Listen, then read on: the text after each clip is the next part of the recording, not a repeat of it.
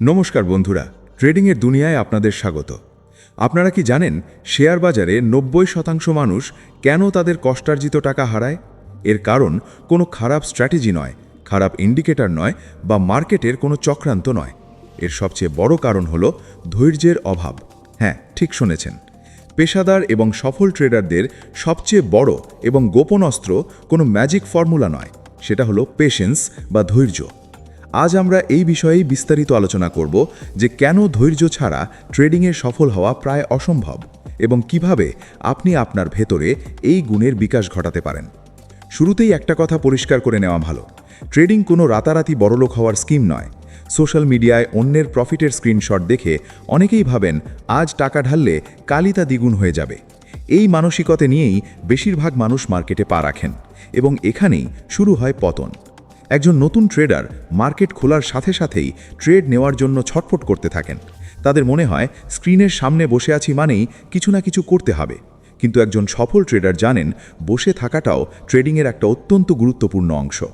একজন স্নাইপারের কথা ভাবুন, সে তার লক্ষ্যের জন্য ঘন্টার পর ঘন্টা, এমনকি দিনের পর দিন একটা জায়গায় চুপ করে বসে থাকে।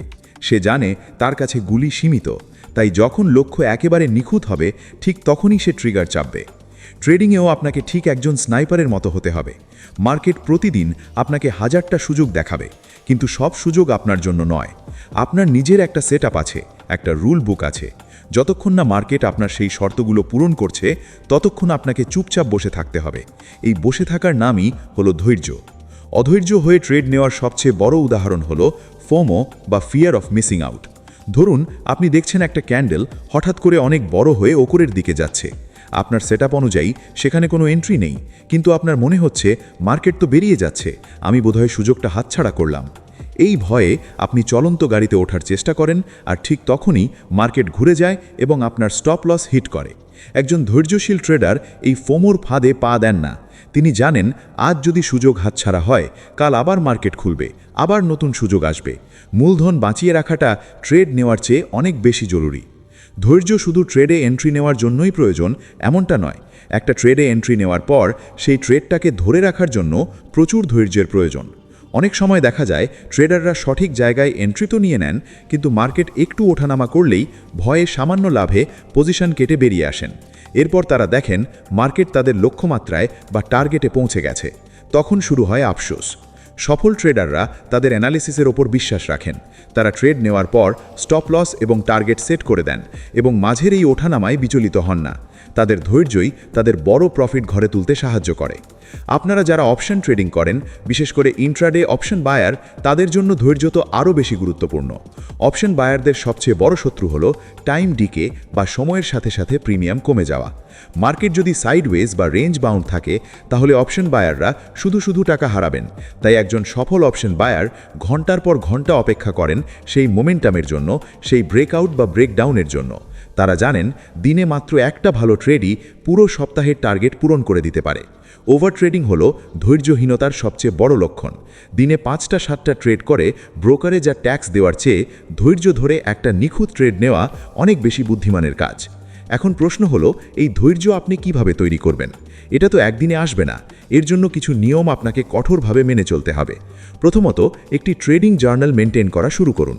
আপনি কখন ট্রেড নিচ্ছেন, কেন নিচ্ছেন, সেই সময় আপনার মানসিক অবস্থা কেমন ছিল, এগুলো লিখে রাখুন। যখন আপনি অধৈর্য হয়ে কোনো ভুল ট্রেড নেবেন, সেটাও লিখুন। সপ্তাহ শেষে যখন আপনি জার্নাল পড়বেন, তখন আপনি নিজেই নিজের ভুলগুলো ধরতে পারবেন এবং বুঝতে পারবেন ধৈর্যের অভাবে আপনি কত টাকা খুইয়েছেন। দ্বিতীয়ত, নিজের ওপর নিয়ন্ত্রণ আনুন। মার্কেট আপনাকে ডাকবে, প্রলোভন দেখাবে, কিন্তু আপনাকে আপনার সেটআপের জন্য অপেক্ষা করতে হবে। আপনার ট্রেডিং প্ল্যান যদি বলে যে আজ কোনো ট্রেড নেই, তাহলে জোর করে ট্রেড খুঁজবেন না।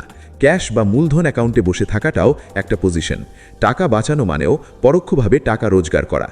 তৃতীয়ত, মার্কেট চলাকালীন সবসময় স্ক্রিনের দিকে তাকিয়ে থাকবেন না। আপনি যদি প্রতিটা টিক, প্রতিটা ক্যান্ডেলের ওঠানামা দেখেন, তাহলে আপনার ইমোশন বারবার পরিবর্তিত হবে। যখন আপনার এন্ট্রি পয়েন্ট আসবে, অ্যালার্ট সেট করে রাখুন। এতে আপনার মানসিক চাপ কমবে এবং আপনি ভুল সিদ্ধান্ত নেওয়া থেকে নিজেকে বিরত রাখতে পারবেন। চতুর্থত, নিজের রিস্ক ম্যানেজমেন্ট ঠিক রাখুন। আপনি যদি এমন পরিমাণ টাকা দিয়ে ট্রেড করেন যেটা হারালে আপনার রাতের ঘুম উড়ে যাবে, তাহলে আপনি কখনোই ধৈর্য ধরে ট্রেডে বসে থাকতে পারবেন না। সামান্য লস দেখলেই আপনি প্যানিক করবেন। তাই সবসময় এমন পরিমাণ মূলধন ব্যবহার করুন যেটা হারালে আপনার মানসিক বা আর্থিক শান্তি নষ্ট হবে না। এতে আপনার সাইকোলজি ঠিক থাকবে এবং আপনি মাথা ঠান্ডা রেখে সিদ্ধান্ত নিতে পারবেন। মনে রাখবেন, ট্রেডিং হলো আপনার ইমোশন আর ডিসিপ্লিনের চূড়ান্ত পরীক্ষা। মার্কেট প্রতিদিন আপনার সাইকোলজি নিয়ে খেলবে। যারা এই খেলায় নিজেদের আবেগ এবং ভয় লোভকে নিয়ন্ত্রণ করতে পারেন তারাই শেষ পর্যন্ত টিকে থাকেন। আর এই আবেগ নিয়ন্ত্রণের মূল চাবিকাঠি হলো ধৈর্য। আপনি কত ভালো অ্যানালিসিস জানেন, চার্ট প্যাটার্ন কতটা ভালো বোঝেন, তার চেয়েও বড় কথা হলো সেই অ্যানালিসিস অনুযায়ী কাজ করার জন্য আপনার কতটা ধৈর্য আছে। সফল ট্রেডাররা মার্কেট থেকে টাকা রোজগার করেন না, তারা টাকা রোজগার করেন অন্য ট্রেডারদের ভুল থেকে, অধৈর্য ট্রেডারদের পকেট থেকে। মার্কেট হলো এমন একটা জায়গা যেখানে টাকা অধৈর্য মানুষের হাত থেকে ধৈর্যশীল মানুষের হাতে স্থানান্তরিত হয়। তাই আজ থেকে নিজেকে বদলানোর চেষ্টা করুন, তাড়াহুড়ো বন্ধ করুন। মার্কেট কোথাও পালিয়ে যাচ্ছে না, সুযোগ রোজ আসবে, শুধু দরকার সঠিক সময়ের জন্য অপেক্ষা করার মানসিকতা। স্নাইপারের মতো নিজের লক্ষ্য স্থির করুন, ইমোশনকে দূরে রাখুন এবং ধৈর্যের সাথে নিজের সেটআপের জন্য অপেক্ষা করুন।